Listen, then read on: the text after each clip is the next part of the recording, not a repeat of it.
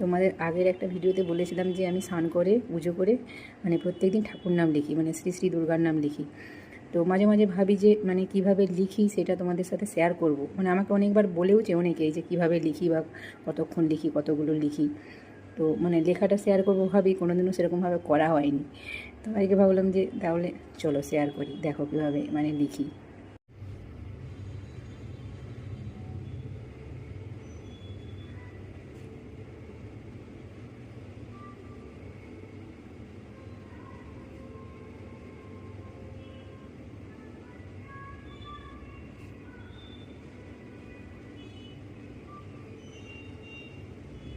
এটা তো মা দুর্গার খাতা, আর এটা হচ্ছে মহাদেবের খাতা। দুটো নাম লিখি আমি।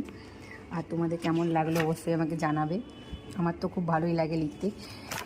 অরিনও বলে লিখবো, কিন্তু অরিনকে এখন লিখতে দিই না, ওকে ও মুখে বলে দেয়। আমি দেখো এইভাবে লিখেছি। আমাকে অনেকেই জিজ্ঞেস করেছে যে কিভাবে লিখবো বা মানে কতগুলো করে লিখবো। তো বলেই তো দিলাম যে 108 করে লিখতে হবে একবার বসে।